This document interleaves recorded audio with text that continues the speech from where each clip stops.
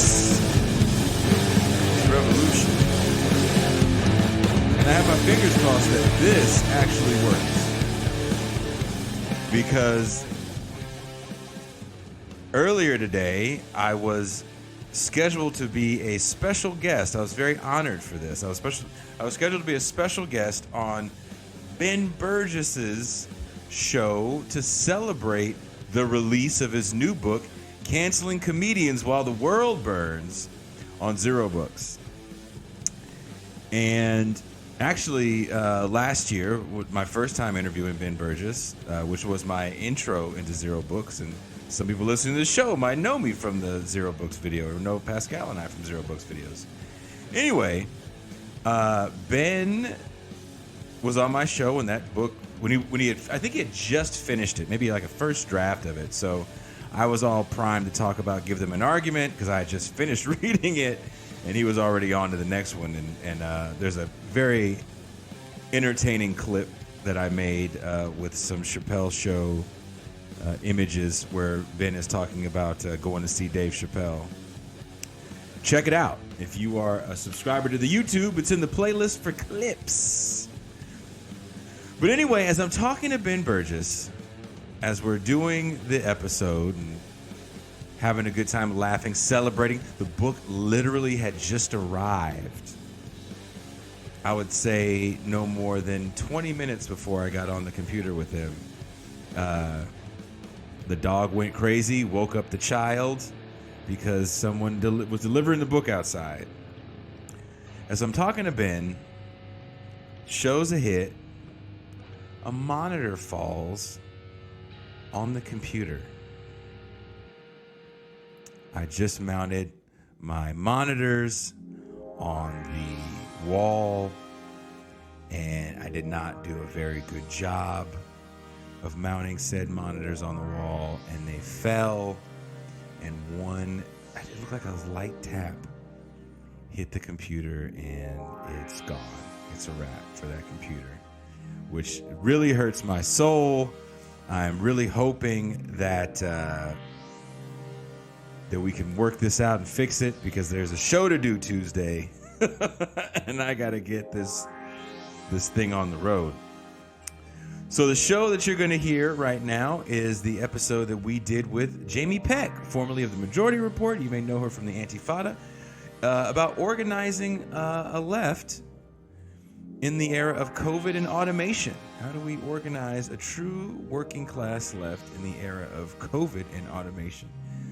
Because on the computer I'm on right now is very unreliable for doing what I'm doing right now, I'm not going to spend a lot of time talking. I'm just going to tell you right now that if you want to see these shows live, and you can comment and ask questions live, interact with us live, it's more fun, then sign up to subscribe to the YouTube channel. It's easy. It's free. It doesn't cost you anything. YouTube.com/This Is Revolution Podcast. There's links in the description wherever you're listening to this show to do that. Also, we had a very spicy second half patron only after hours segment with Jamie. Become a patron. There's also links in the description to become a patron. Bitter Lake Presents. Patreon.com/Bitter Lake Presents. Become a patron. Also on this show is our favorite Marxist economist, Dr. Asatar Bair. He came through and chimed in on his opinion on how to organize the left, and also always gives us great Marxist knowledge. So again, subscribe to the YouTube, youtube.com/This Is Revolution Podcast. If you can, and you'd like to help the show grow, become a patron. We're creating a lot more Patreon content as the show is growing. We're doing a movie night monthly, which is the first one was a lot of fun. We watched The Spook Who Sat by the Door and got to have a full-on interactive session with people afterwards. We wanted to see faces, none of this hiding their face stuff. And it was a lot of fun. It was kind of like chilling after a show for me. I loved it. So I'm going to move out of the way, and here is Jamie Peck and Dr. Asatar Bair, where we talk about organizing a left in the COVID and automation. And I am out.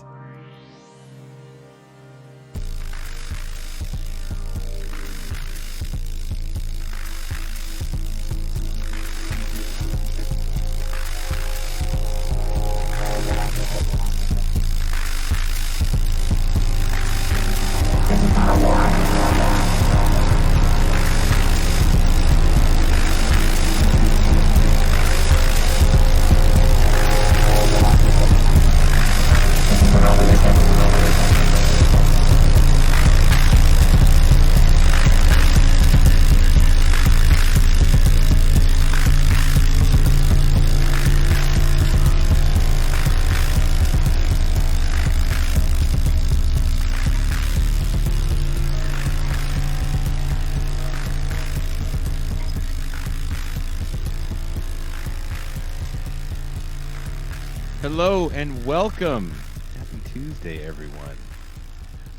We usually open the show with a clip, and we're just going to get right into it because we've been actually working on questions for this show, and there's been a little bit of a debate in the production room on what we should ask, how we should ask it, different approaches. There was a 30-minute conversation on what constitutes the PMC before we even went on air.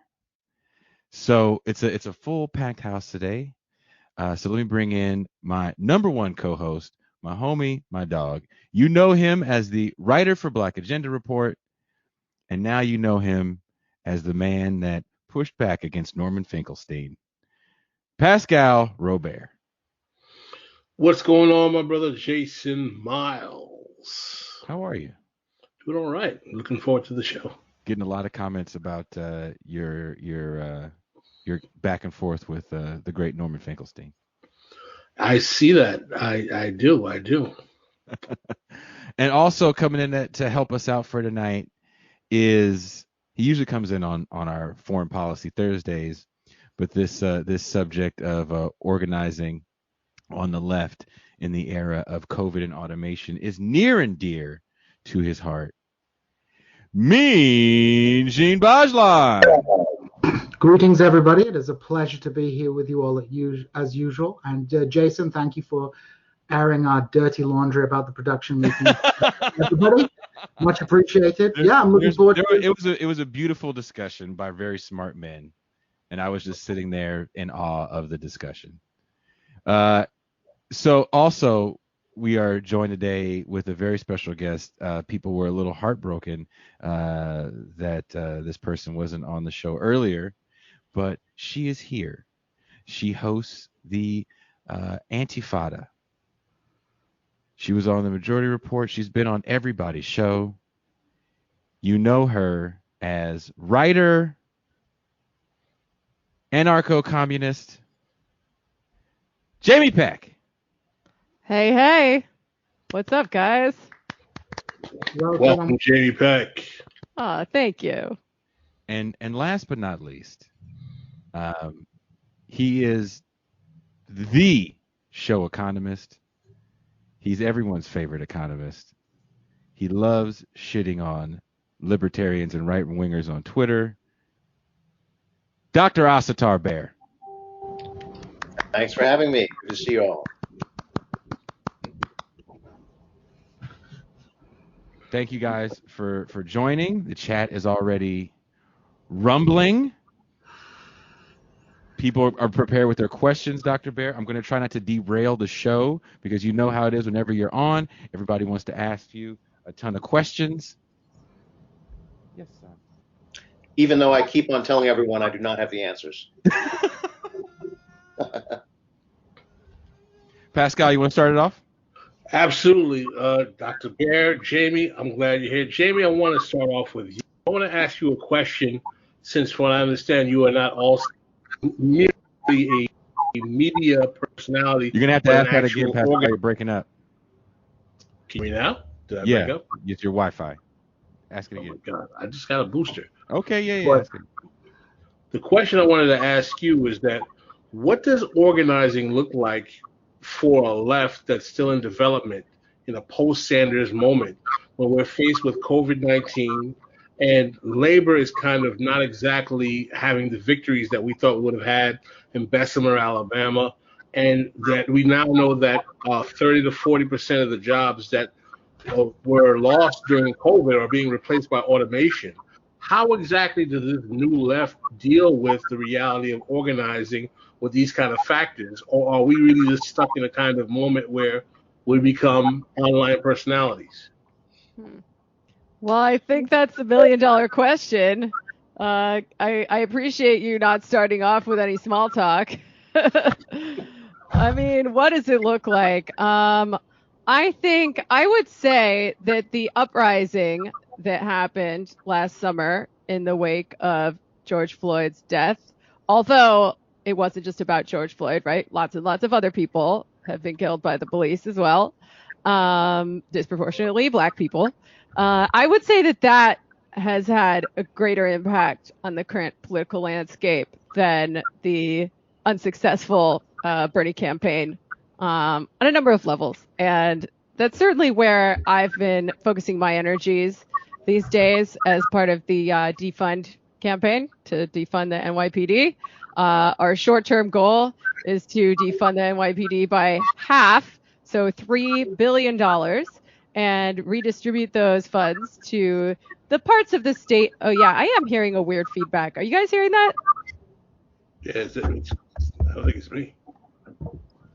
Gene, turn your volume down. Okay. Keep going.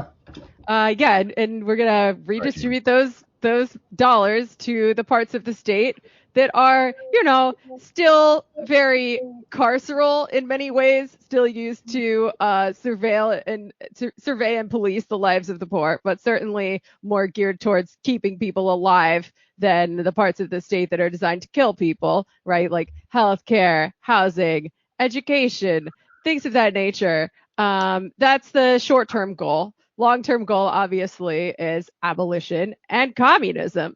But I think this is something that's been on everybody's minds, and I think it's up to the members of the organized left to kind of cohere like a coherent abolitionist politics that makes sense within a Marxist framework and within material analysis. None of that sort of rad lib version of abolition where you like get rid of the police and prisons but somehow keep capitalism in place. Like the thing that the police and the prisons have been designed to uphold. So I think that's where a lot of my priorities lie right now. And I'm not sure if anything that we're doing is going to make a huge difference in the long run. I have no idea. Maybe we're fucked. But certainly in the short term, we've got some really great candidates running for city council because they have a lot of power over the police budget. I've been making some calls for Brandon West, for instance, DSA endorsed guy. There's more of them. You can look up the whole slate if you're interested. I'm also on the action planning subcommittee because, as we know, electoralism alone is not going to do shit, right? We need a vibrant and powerful and numerous movement on the outside, pushing things further and further, scaring the shit out of the ruling class. What role the organized left per se has in that, I'm not sure. I think the vanguard last summer, the people burning down police precincts and smashing up cop cars were largely not part of the organized left. But we're gonna do whatever we can do to unfuck the world. Dr. Bair, what is your answer to that? Speaking of unfucking worlds. Yeah, I like what Jamie said. That was good. I agree. I think we're in a kind of post-honeymoon period with Bernie, because there's a lot of excitement around the 2016 race, the 2020 race. But then when we see the kind of way that Bernie's been forced into line to support the Biden administration, it's just very, I think, I can certainly speak for myself. I lose a lot of my enthusiasm for Bernie, and see him as, okay, now he's being forced to toe the line, or he is towing the line, or whatever. So I don't see a whole lot of a way forward in terms of picking up that movement. I think a movement coalesced around that campaign, and then is in the process of finding some other point to coalesce around, because I don't think there's no way forward really through Bernie, or I mean that's my feeling on it. So I think we need to work on other issues, and I'm wondering what is going to happen with the Black Lives Matter movement, because the underlying issues don't seem to have changed one bit. And we're certainly seeing a whole lot of police executions. So I don't know if that issue is going to continue to be salient moving forward. I agree with Jamie that it doesn't feel like the streets are being led by any kind of vanguard or any kind of organization. And not that that's bad. I think we just want to be accurate about what's happening, and then try to find some way of intervening, that makes sense given the moment. I don't know what that is, I'll be honest. But I think the conditions are very much there for a kind of powerful mass movement. Speaking of mass movements, I've watched that. I did an Oscars episode the other day with Ben Burgess and a bunch of other people, and I watched that really horrible movie, The Trial of the Chicago 7. If you were to juxtapose 1968 to now, how far do you think we're just nowhere near how large the left was at that point in time? Well, there's been a lot of destruction of the left since then, right? A lot of intentional disorganization, a lot of, the COINTEL program, right? This is but I think in terms of like organic conditions, which like Marx says, right? Capitalism produces its own gravediggers. In terms of that, I think the conditions are actually pretty similar to that period, where there are and in a lot of ways the working class is worse off. I mean, like 1968 is kind of like the peak period for like the real value of the minimum wage, right? And it's been deteriorating for decades since then. And that's not true just for the minimum wage, right? It's true for the bottom 90% of the US workforce. So, I mean, most people's lives have basically gotten worse for decades. And that is extremely unusual relative to the history of capitalism. But it's also part of its pattern, right? I mean, that, again, Marx pointed out, he said, these are some of the tendencies of this complex system that are sometimes reversed, yes, and sometimes accelerated. So we don't want to act like it's some kind of linear, simplistic thing. It's not, right? But we seem to be at a moment of very strong, bourgeois supremacy right now. And that creates its own weaknesses, again, dialectics, right? Like at the very moment that a thing appears to be the strongest, it is often the weakest, right? It is often at the end of its strength, like when you go to deliver a blow and you're fully extended, that's it, right? You're at full extension. And I wonder if capitalism is not reaching kind of full extension, and might see a kind of reversal. I don't think that's going to be led by a few, brilliant leaders or something, a few, great men or great women or whatever. I think that's going to be led by the masses. And it makes it kind of a puzzle to see, well, where are the masses now? So I had a quick question. I want to ask specifically Jamie, what do you see the role of a group like Democratic Socialists of America, which I should note that I am also a member of, although the Springfield branch is probably a little bit different from your branch in New York City. What do you see the role of that organization in sort of expanding, working class political activism? And how do you react to accusations from some quarters of the left that the DSA is merely sheepdogging leftists into the Democratic Party? I mean, you can't really generalize about DSA because, as you know, it is a sprawling, democratic, volunteer-run organization with many moving parts and many different chapters all over the country. So I think that is probably true of some corners of DSA.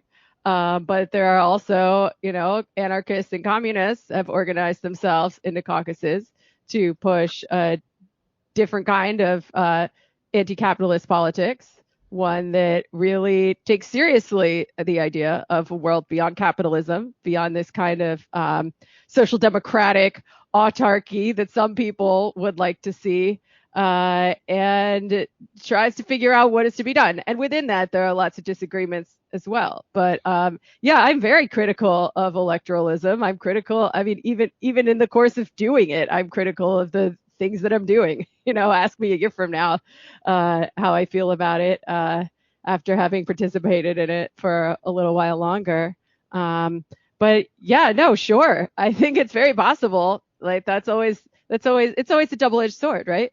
Because if it's a debate going back to Lenin and Rosa, and I think they were kind of both right. I guess that's a dialectic, but maybe Rosa was a little more right on the question, like, should communist parties be participating in bourgeois parliaments, right? And we don't have a parliament in this country, so that's like already one layer removed, right? But we got to do something, right? Like, if we don't participate in the bourgeois parliaments at all, yeah, I actually am sympathetic to that idea. There's lots of other things that we should be doing outside of electoral politics that are really, really important, such as building networks of mutual aid, creating these independent working class institutions so that people are able to feed each other, people are able to fight, people are able to take care of their needs and each other's needs, outside of the state. I think these institutions of counterpower at best can serve to delegitimize the state, the bourgeois state. And sorry, I lost my train of thought. Oh man, it's been a long day. Pascal, you want to say something? I just got out of my Capital reading group, but wait, what I was going to say about it was like, worst case scenario, yeah, it just sheepdogs people into a bourgeois political party. Best case scenario, we increase our power to fight. But I think it is a bit of a red herring saying whether we should participate via the Democratic Party or via some independent ballot line, right? Because I think at the end of the day, if we want to participate in electoral politics at all, we got to use the Democratic ballot line in most cases if we want to win. If we want to win in primaries, if our goal is to win and not just to send a message. And I think the thing we've seen socialist parties in the past get into power and they become the administrators of austerity, right? Because capitalist social relations are still in place. The classic example of this is Syriza in Greece, right? This was a party full of like actual Marxists. When push came to shove, they could not stand up against the World Bank, and Greece is fucked. I mean, Greece is probably fucked either way, but they did what they said they weren't going to do, which is to implement austerity. So I think what's more important than what ballot line we're running on is, do we have an independent base of working class power from which all of these activities are flowing, activities which include engaging in elections or not, depending on, what we've democratically decided is the best course of action. We need these independent sources of workers' power, independent from the Democratic Party, the Republican Party, independent from the traditional labor bureaucracy even. We need these sources of independent power if we want to get anything done. And I think that is ultimately going to determine how successful we are as socialists, whether we're running as, Democrats in name only, or whether we're running on an independent ballot line. Well, I have a quick follow-up for that question. So obviously, your skepticism towards electoralism is well taken, and I think it's also well known by everybody. But I want to sort of get your take on the rise of the social democratic left within the Congress. Figures like AOC, Ilhan Omar, Cory Bush, just to name a few, some of whom are actually, especially in the case of Cory Bush, who's from here in the great state of Missouri, is are from the working class. Do you think the squad is in general a kind of positive development, or do you think it's a political dead end that sort of captures political energy? Are they a potential catalyst for radicalization, or are they a brake on the potential radicalization of American politics? Honestly, I'm not sure how relevant the squad is on either end of that question. Right? I hate to say it, or maybe I don't, because it's never been my my primary they're kind bailiwick. of Really, powerless second-term Congress people that, they don't have the level of power that the people they want them to fight have, like the Pelosi's of the world. yeah. Like I think it's a mistake to turn it into a question of like individual metal. Right? Like, oh, this person isn't a real progressive if they're not doing A, B, and C, right? Like, and I don't think any of us should fool ourselves into thinking that we'd do any better if we were put into that position. There are not that many people, there are not that many votes in Congress, and yeah, a lot of the things that happen are going to be overdetermined by the directives of the capitalist system, and the people managing it are really in obedience to that. I mean, we've seen Joe Biden passing some like pretty broadly like social democratic measures. Well, I don't want to go that far, but like he's not doing the neoliberal solutions that Obama tried, right? Is it because the squad is pushing Joe Biden to the left? Is it because Bernie's been pushing him to the left? No, like we got owned. Right. And he made it very clear that he had no intention of sharing power with the left in any way, shape, or form. Right. Like these measures we're seeing, this increased social spending, this kind of Keynesian stimulus. This is nothing more than the left wing of capital, which is the smart wing of capital currently, taking measures to shore up the system so that accumulation can continue and the line will go back up, because as we all know, we are in a crisis of profitability going back to the 1970s that we have yet to get out of in any meaningful way. Neoliberalism was sort of the barbarism, the way that they found to keep the system going, to juice the rate of profit. And that worked for, a few decades. And now the juice has run out. So they're like, oh, shit, I guess we have to try something else. Will it work? In the long term, no, I don't think capitalism can be fixed. I think it's caving in on itself more and more every day. And I think it's becoming apparent to more and more people. But to go back to your question about the squad, yeah, no, I don't think they're terribly relevant. I think people expect too much of them. Like I never really considered them to be part of the socialist movement. So I was never really disappointed with them. So why do you think there's so much AOC discourse, whether it's standing for AOC or like just endlessly attacking AOC? Why do you think the online left and the sort of left media space is so obsessed with figures like Omar, AOC, Cori Bush, and so on? Is it clicks? Is it a sign of their impotence?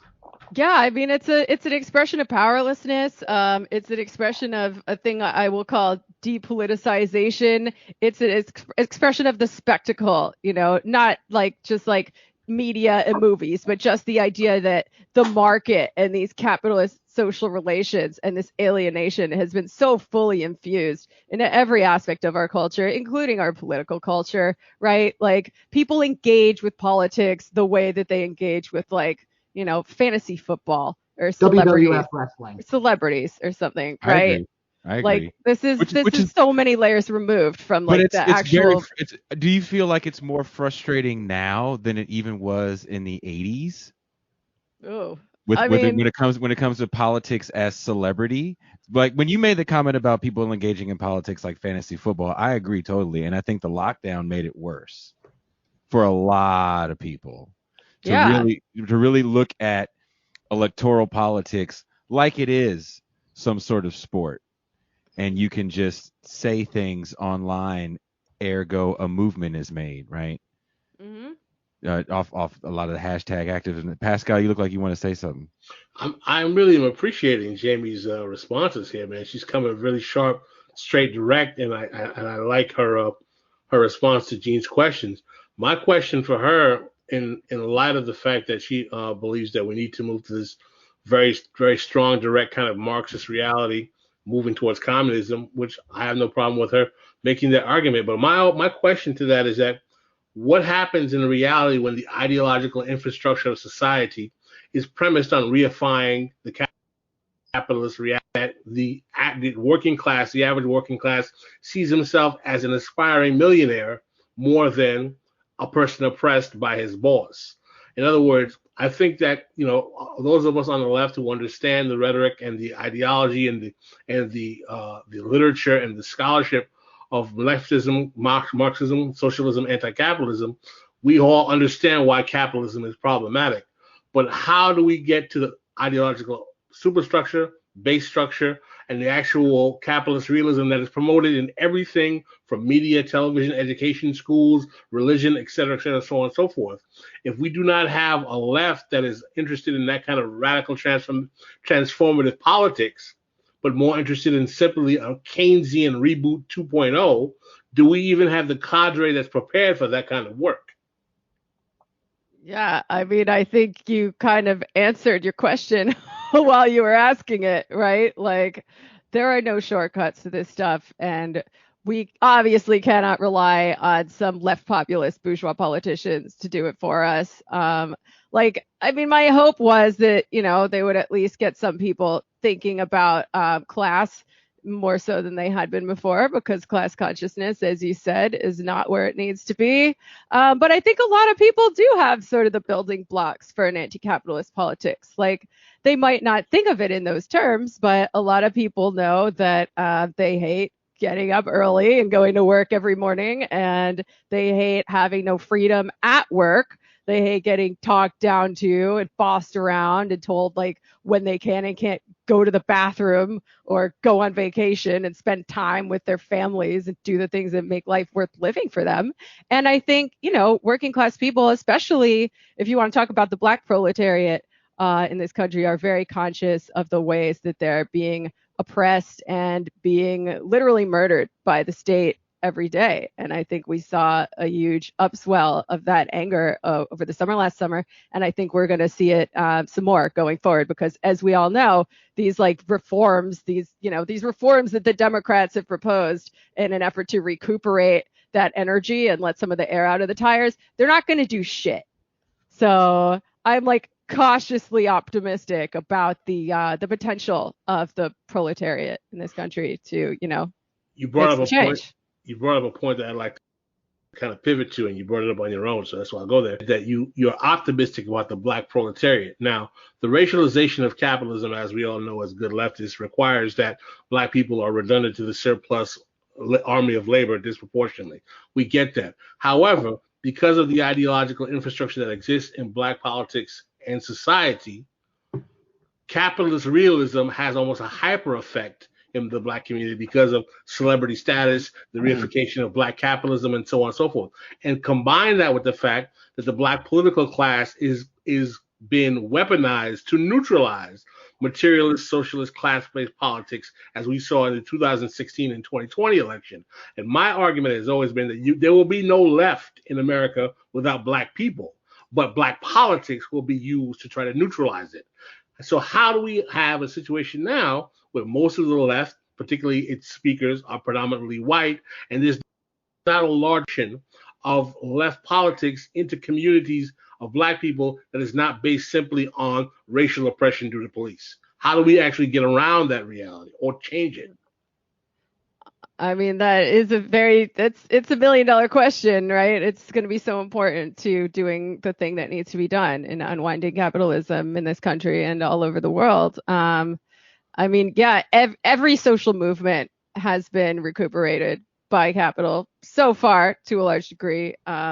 Whether you want to talk about, you know, like people who were much more radical in the 1960s, civil rights activists who are now members of Congress and much more conservative than we would probably like to see.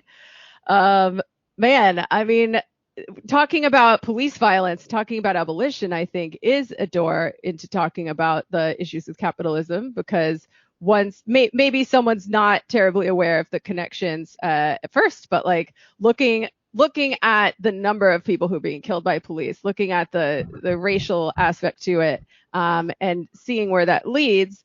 I mean, the hope is it points in some very radical directions, because once someone's like, wow, I hate the fucking cops, they keep killing us. Why do they keep killing us? It's really a hop, skip, and a jump to saying, oh, maybe we should get rid of the cops. Oh, what would it involve to get rid of the cops? Actually, a revolution against the system that the cops are serving to uphold. So, like, I don't know. I mean, we need to be promoting Black voices in a leftist alternative media. Obviously, I think I try to do that with my show. I could always do a better job, for sure, for sure.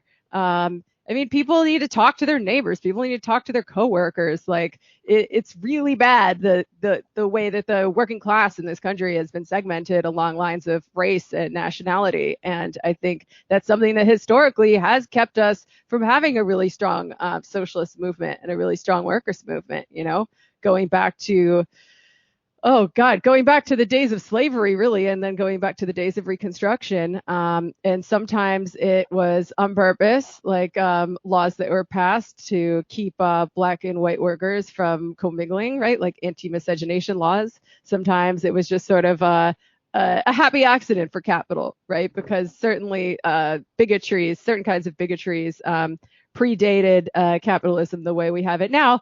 But at the same time, we all know as Marxists, that capitalism invented in many ways these modern concepts of race and used race to invent itself at the same time, if I may cite an article by one of my friends. So like, yeah, I don't pretend to have all the answers. Like, I'm a white person myself, so I don't really want to say exactly what I think the Black left should be doing. But well, Dr. Bair, you're a white person. What do you think the Black left should be doing?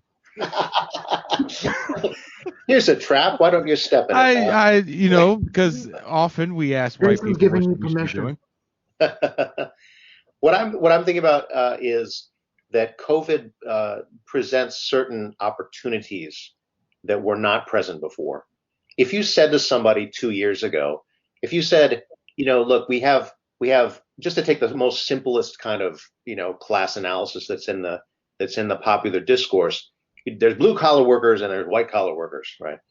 And let's imagine that all of the white collar workers work from home for a year.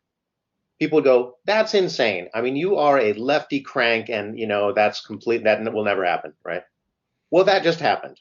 And what does that show, right? I mean, well, it shows that the system is maybe more adaptable than we might think. Now, obviously, it's still capitalism, right? So, and it still has all the problems and whatever. It's just a sign that, like, when push comes to shove, there's a lot more flexibility than we might think, And yeah, okay, it takes a deadly pandemic to bring that out. But I think we start with issues, right? The United States is it's so awash in anti-communist propaganda that you don't start off by saying dictatorship of the proletariat. You start off by saying everyone should have a job, everyone should have a house, a place to live, right? Maybe it's not an individual house with the white picket fence or whatever, but everyone should have a roof over their head. Everyone should be fed.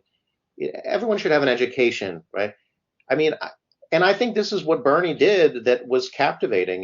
He went into deeply red areas and said everyone should have healthcare and everyone should go to college. And thousands of people showed up and said, yeah, right? He didn't come out and say, I'm a communist and, let's embrace communism, right? I mean, but nonetheless, right? So now that brings us to a certain juncture. At that juncture, it could either be co-opted and go into a kind of social democratic route, right? As has happened, right? Going back to, Germany under Bismarck, say, or it could go further, right? I mean, and I think this is where left leadership comes in, right? Because you do need somebody to be like, well, actually, here's a vision of what we really could do, right? We need that vision of what's possible, and I have the sense that the working class is kind of exhausted, right? It has been promised so much, has been lied to so much, is like government, you guys are going to do nothing, and because that's basically true, right? I mean, that's the truth of the working class's lived experience for the last few decades or whatever, or longer. So I think that's something to overcome. And when you have a moment of possibility where things have already been demonstrated to be very different than we thought they could be, well, maybe there's other things that are possible, right? I mean, maybe the things that we thought were laws aren't laws, maybe we could do a lot more for the average person than we ever have before. Maybe we don't need to be content with a few crumbs from the table. Dr. Bair, do you think that what we have that seems to be posturing as a left today would actually give up those more radical solutions if they did get a Keynesian 2.0? Like another kind of New Deal and FDR style thing? Yeah, you know they would. Absolutely. Yeah, probably. I mean, but I think capitalism has to be pushed to the brink of extinction to provide that, right? I mean, so I think, but it pushes itself to the brink of extinction, right? So, I mean, I wonder if we, are we at a juncture like that where, I mean, last time I was on the show, right, you were like, well, Biden's gonna give black people reparations as a pressure valve, right? I mean, and these pressure valves are important. I mean, I don't know if it's going to be that policy. I mean, it was an interesting argument. You might be right, but there needs to be some kind of pressure valve, I think, because there's a lot of pressure going on right now, right? I mean, when we look at the number of evictions that have happened during the pandemic and that we're even on the edge of, right? I mean, we're, like I've been saying, mass unemployment crisis combined with mass eviction crisis, that's a very serious situation. Some kind of policies are going to be needed just to kind of keep things together, right? I don't know that it's going to be enough to convict, a few Derek Chauvins or whatever, right? I mean, that's, clearly that's the system sacrificing a pawn in order to keep playing the game. But, is that going to be enough? I think you might have to actually deliver some real improvements in people's lives in order to keep this going. I mean, that's my take. Well, this was one thing we discussed with Daniel Bessner last week was, Biden could buy off a lot of the online left and a lot of the base of the new left movement by simply just canceling people's student loan debts or like opening up a few jobs. I think, and I want to get your thoughts on this. It is remarkable to me that in such a fundamental crisis and a crisis precipitated by a health crisis, that even in these extraordinary circumstances, the United States of America cannot in any meaningful way move towards a socialized healthcare, whether in the form of Medicare for all or in the form of a nationalized health service as we have in the United Kingdom. And it just strikes me as, even in such a crisis, if that cannot push sort of, let's say, what Pascal always says, the left flank of capital to embrace the necessity of certain social democratic reforms, what on earth will? I mean, I thought that the Bernie thing made a lot of sense in that in that lane, right? Because it seemed like the Capitol needed a left wing to correct itself and do something resembling a New Deal to keep people from revolting. But guess what? We're nowhere near revolting. Sorry. Like, I've been on the left a minute, and our power is pretty low. Working class power is pretty low right now. But I feel like I interrupted somebody else. Is that all right? No. Were we going to talk about automation too? We are going to get into that. Dr. Bair, do you have to take off right now? I do, because I have my own class. Yeah. I wish I could stay because it's a lot of fun, but I have to go and teach some meditation. We have to chill as well as enrage and inspire. So thanks for having me on. It was great to have the discussion. And I'm gonna watch the rest of this later on. So we got to get you back on when you got more time. Thank you for coming on. I enjoyed it. Thank you. Thank you. Nice to meet you. Nice to meet you. Dr. Bair is great. I was telling you about him earlier off air, Jamie. He's usually comes on the show a lot longer, but now that he's blowing up on YouTube with his meditation classes, not only is he a Marxist economist, Brazilian jiu-jitsu specialist, he also teaches meditation. But let's get to automation. I think Jamie is correct. Pascal, would you do the honors? Yes, Jamie, I'm currently reading a book that I know you have because I checked you out on a couple of videos talking about Automation and the Future of Work Oh, hell yeah. by Aaron Bananov. I've only started. I'm still in the preface. I have not delved deep into it. And one of the reasons I find it interesting is that, and how I found out about that book is because we did a show, Jason and I, about a week ago today, talking about automation and the potential of labor obsolescence, and what does it mean for a left what does it mean for a left rooted in working class political mobilization that labor could become displaced because of automation. And I was saying that I don't seem to find many voices on the left who are really addressing this. So I kind of searched on YouTube and I saw Richard Wolff and Mark Blythe talking about the potentiality of labor obsolescence. And they kind of dismissed it. And Blythe pointed to this book. And I was like, I need to get this book. And I'm kind of in the introductory phases. But I understand from an orthodox Marxist perspective, the concept of being rendered obsolete by automation is somewhat dubious because of the productivity quotient in terms of labor, as well as the falling rate of profit, which I think is kind of something that needs to be questioned as well. But what exactly is your position here on the potentiality of labor? I'm not saying that no one will have a job ever again. Let's not be that extreme. What I'm saying is that one thing that we do know is that 30 to 40% of the jobs that were lost during COVID will not be replaced because of automation. So I'd like to hear your thoughts on the role of automation in labor displacement. What does it mean for the left? Or do you think it's something that's overblown? Which is what Banana seems to think as well. So I think he's making sort of a nuanced argument.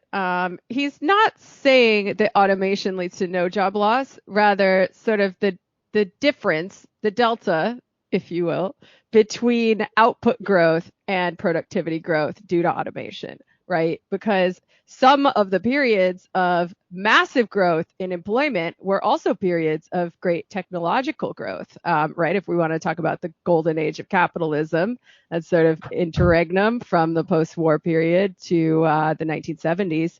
And I'm still learning about this myself, right? I'm reading Capital, I'm halfway through it. But basically, automation is, it doesn't tell us that much on its own just by looking at it. But I feel like Marx kind of clarified a lot of these things for me because in periods of expansion, it can appear that automation is actually driving the creation of jobs, right? Because companies are investing in additional factories and the workers who get like freed up or unemployed by the increase in productivity per worker brought on by automation will find work in these new factories. But we also know when capital invests more in machinery and increased materials to feed the machines, the proportion of capital that's tied up in labor to the proportion of capital that's tied up in non-human things, it changes, and it changes permanently. So if a capitalist opens a second factory with this increased rate of productivity, it's maybe before it was like investing half in human labor, half in machines. Now it's like 75% machines, 25% human labor, right? And we know that you're eventually going to hit a crisis of overproduction because these are endemic to capitalism. And even like mainstream economists, they call it the business cycle. I know less about mainstream economics than I do about Marxist economics. I feel like I need to learn it the real way first before I go like complicating my understanding of it with bullshit and ideology. But basically, we got capitalists competing against one another to make more and more shit. They make it cheaper. They're hiring more workers. At a certain point in time, oops, we made too much stuff. There's not enough people to buy the stuff. We have a crisis now. We're going to shut down some of the factories. And that is a process that's been happening since the advent of technology and of automation. And eventually now what we're seeing is those cycles are getting worse. They're getting worse. And the manufacturing economy, which was this sort of uniquely productive engine of economic growth and employment, is being replaced with the service economy, which does not have as much potential for growth, because if you look at the amount that you can juice the productivity per worker, you look at service jobs like care work, like driving a taxi, like cleaning people's house. There's only so much extra productivity you could juice out of every worker by adding technology into the equation. I think that's pretty intuitive for most people to understand. So what we're seeing now is a thing called secular stagnation, a drop in the demand for labor worldwide, not just in the United States either. There's some very convincing charts in that book that show that this is happening all over the place. And now we see a shift back towards people working longer shifts, right? Because there's two ways that capitalists can juice the amount of surplus value they're getting out of the workers. They can increase the productivity per worker with technology, or they can increase the length of the working day, thereby increasing, the amount of time that the worker's generating surplus value that gets captured by the capitalist instead of just replacing the amount of value that they took out of the world. So yeah, we're going to need to see some real creative measures, I think, in this new economy, because workers there's just less profits to go around, which seems counterintuitive, right? Because capitalists are richer than ever. But if you look at the rate of profit, it's not great, folks. The line goes down.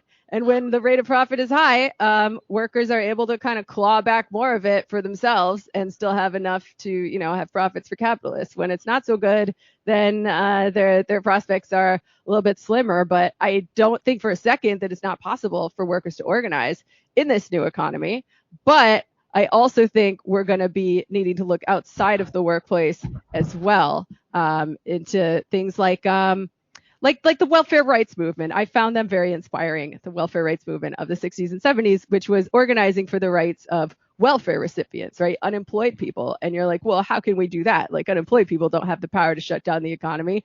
They did a pretty good job. They were creative. They had sit-ins in welfare offices. Their motto is more money now. And they're like, hey, we are still serving a social reproductive function that benefits capital, right? These were mostly single moms, mostly single Black and brown moms who saw their sons going off to die in Vietnam. And they were like, you know what?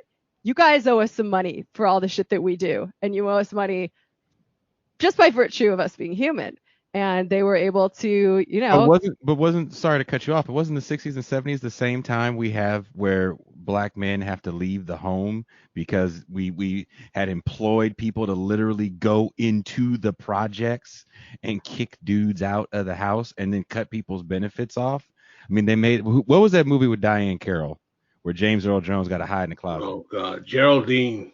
Yeah, they would if they found men's slippers, they would bust in on welfare recipients. If they found a man's slippers, they would cut them off. And that was part of what they were organizing for, these women. They were organizing to say, hey, we deserve this money regardless of what we're doing in our sex lives or our romantic lives. Mm-hmm. So do you believe that there's a lot of talk about UBI. It looks like you're going to have the exciting Mr. Andrew Yang as your oh my God, the supreme leader in New York City. Don't say that.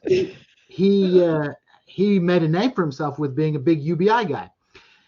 Do you think UBI is going to be one of the strategies that capital uses in order to sort of counteract the declining rate of profit? And I want to just sort of put a little addendum on this. One of the thoughts that I've had is the difference between rising inequality in sort of the late 19th, early 20th century is the complete pauperization of working class people, working poor people. People couldn't live to survive. Today, you can be poor and live in terrible conditions, but you've got PlayStation, you've got pornography on tap, and you've got cheap food, right? And is UBI and giving people Amazon dollars going to be another way to pacify the working class at the same time as and by the way, I just want to know, I don't have anything against pornography. I'm just saying that's one of the things that people say pacify people. But my point is this going to be one of the ways that capital and at least the left flank of capital both deals with the falling rate of profit and serves to pacify the sort of underclass that will be created by at least some automation of the economy? Well, I just don't think it's going to work. Like I'm not an MMT person. I'm sorry. I don't think the government can buy its way out of crisis by printing infinite money, which would only work in the United States anyway, right? Mhm, Because we mhm. hold the world's reserve currency, and I don't think it would even work in the U.S. necessarily because the government it can print money. It cannot create value because we know the value comes from labor. If you believe our boy Marx, which I do, so the thing I like about UBI, I'll start with that, is Mhm. that it is a good idea to decouple income from work in people's minds, right? We all deserve access to the basic necessities just by virtue of being human, not by virtue of our labor or, working some shitty jobs so capitalists can make money off of us. However, we also need to decouple income from profits because, like I said, profit growth it's not great, folks. We got secular stagnation. We got a stagnant economy. Capital is running out of places to go, right? Like if you need any more evidence that it's all built on sand, see like the massive amounts of VC money it's flowing to just like ridiculous tech companies that are never going to turn a profit. So how do you rationalize the falling rate of profit with the realization that the Dow has hit 20,000 in the last few years? That that securitization is demonstrating that corporate profitability is higher. Now, I have a reason why I think that's happening. I'd like to hear how you explain that. Oh man, I don't know. I mean, the other shoe's going to drop at some point, right? I think a lot of this is fictitious capital. I think it's never a good thing when these indicators of value or whatever are so decoupled, so uncoupled from the thing creating the value in the first place, which is to say human labor power, right? Like the basic formula of capital is MC to M prime, right? Money, commodities to more money. But we have an increasingly financialized economy that just cuts out the commodities and is money to money prime. It's like money, more money, making more imaginary money. And like, I mean, I'm not like a 10th level economist, so I don't understand the stock market that well, but it just seems like monopoly money. My response would be twofold, and I think you're right in some regards. Number one of the largest reasons why we have such profitability in the stock market is that most of the large Fortune 500 companies are engaging in major stock buybacks. They're literally buying back their own stocks to increase their profitability. And number two, we've had a phenomenon of quantitative easing from the Federal Reserve for almost a decade that is basically almost like printing funny money because it keeps the rate of interest so low that money is so cheap that we have financial corporations that can borrow money from the Fed in the United States and rent it out in foreign countries at a higher rate and make money from that.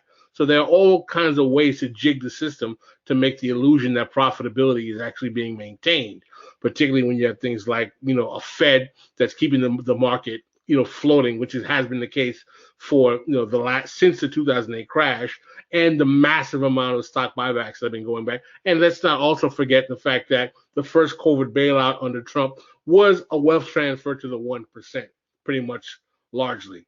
So I don't necessarily dispute the reality of the decrease in profitability, particularly in corporate profits. I just think that it's going to be very hard to verify that with the multitude of ways in which finance capital finds ways to reify itself, jig the numbers, and make it seem like their shareholder prices are through the roof, when the actual items that are being manufactured have no value, right? When Instagram has a voter share net worth as a company more than Kodak did at its height, there's a problem. I mean, Instagram is a company that doesn't even have 5,000 employees compared to Kodak that had tens of thousands of employees all over the United States. So the whole valuation system, the nature of the economy, and the nature of the way in which all of these things are being traded and valued and hyper speculation makes it almost impossible for us to actually derive or find the actual true rate of profitability in this system because there are so many mechanisms in a highly financialized capitalism to obscure if profitability is decreasing, because there's always some way to pump money into the system. I mean, Instagram does have 5,000 employees. You have to keep in mind that the tech sector is very huge when it comes to third parties. I mean, we're having that conversation before. So how many employees God. actually work for Instagram is probably very small compared to the people that literally work inside the building. So we have to keep that in mind. Yeah, but still not nothing compared to Kodak, though. I don't know because I don't know how many people they hire third party. I mean, that shit's all over the fucking world. And Like, I when you mean, it developed this way for a reason, right? Like money would not be pouring into these ridiculous fictitious financial instruments and these ridiculous tech companies that are never going to turn a profit if it could still make a profit on traditional manufactured goods.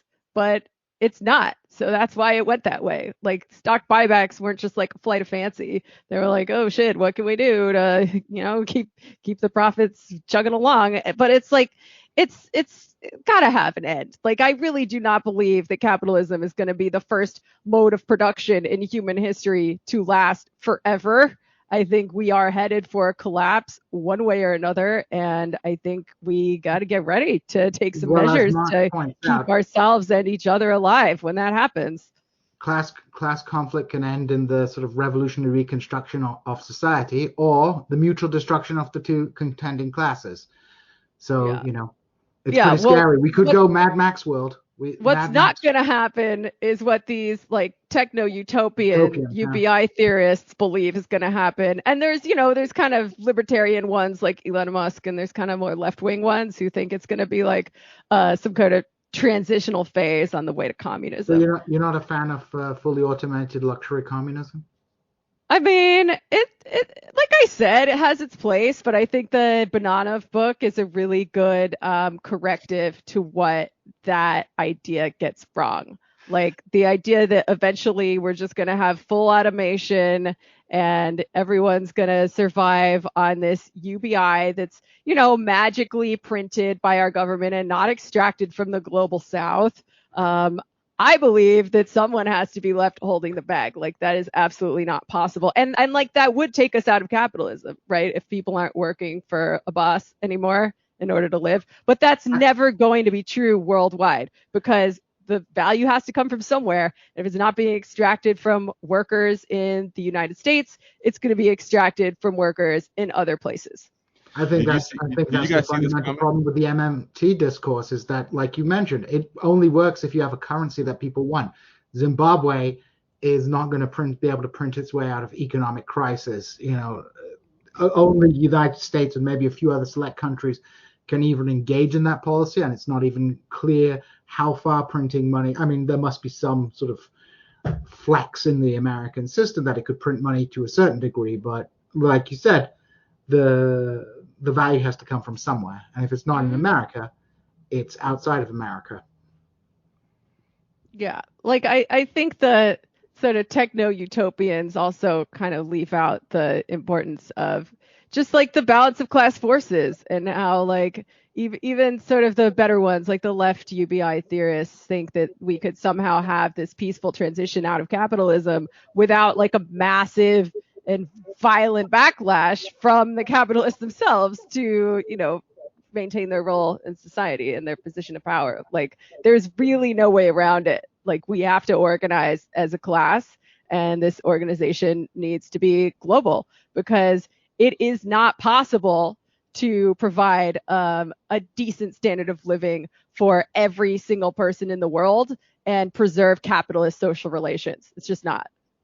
Well, I mean, I think that there will be a reaction, and not to burst anyone's bubble. I think the reaction is going to come from the hard right. I think that there's going to be an ultimate reactionary right reaction to displacement, labor displacement, and I think it's going to be playing on a lot of gender politics, and you're going to see a lot of disgruntled men. It's going to be multiracial, and they're going to be moving hardcore to reactionary right-wing politics, and we're going to see something that's going to make Trump look like a fantasy. Who do you think that's going to be? I don't know who it's going to be, but I think that politics is very real, and I think it's very possible. Like you're saying, like sort of this right-wing nationalism maybe will become slightly less racist towards no, I think it's already less racist. People who were born in America. Look at the Boogaloo Boys. I think that it can be racist and still have a cross-racial appeal. But it is less. We have to admit it. I mean, it does.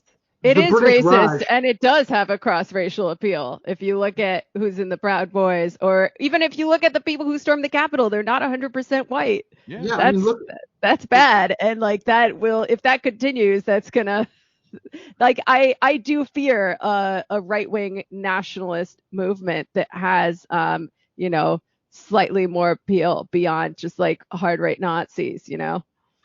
yeah, I think the hard right Nazis is a kind of that's socially not acceptable. But throughout history, brutal imperial orders have been maintained by people of color. The British didn't hold down India with just white people. It held down India with a 1 million-man army of sepoys, right? And I think what liberals fail to understand, when like, I listen to MSNBC every morning, so Pascal doesn't have to. You're a good man. That's reparations. No, I'm taking it for the team, and they cannot fathom, the appeal that far right politics might have to to people of color. But you go, black people, Middle Eastern people, people from Latin America. A, they're not monolithic groups. B, they have their own histories and their own divisions within themselves. And C, quite simply, issues like misogyny and sexism have a big appeal. Middle Eastern people, black people, Latino people, they aren't all sort of enlightened, sort of third wave feminists.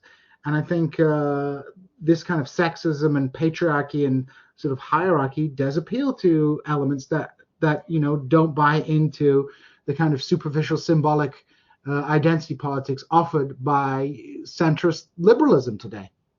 Well, but before you go, we're at an hour. And as you guys know, we cut the show at an hour because we do give this show to Zero Books. And I hate editing. I just hate editing. And we have a Patreon. And we're going to go. Jamie, would you want to stick around for a little bit longer? I know it's late where you are, and if you can't, we totally understand. Yeah, I could stick around a little bit longer. Whoop, whoop. Jean, can you stick Are around you for a having little bit fun longer? with us? Are you having fun with us, Jamie? Yeah, I like talking about this kind of stuff. I'm still not used to being able to do it uninterrupted on a show with multiple people. So, Do you get interrupted a lot? I mean, not since I left the Majority Report. Oh, I told you we were going to stay away from the spicy questions. But if you I want, mean, I I get interrupted on my own fucking podcast too. So whatever. I met Jamie in the Majority Report studio. I brought her a sandwich from a conference in Yale. That was very nice of you. Oh, look at fancy pants over there. Did you doff your hat at her too? Fucking. I did not doff my hat. I did steal a bunch of Majority Report fridge stickers. I will admit that. So if you guys are patrons, the link is already up for the after hours segment. It looks like it'll be all four of us hanging out for a while, continuing this very, very fun conversation. I want to say thank you to moderator John Ross, Kenzo Shibata. I see you, boy. Thank you guys for checking us out. If you are a patron, go over to the link for the after hours, and we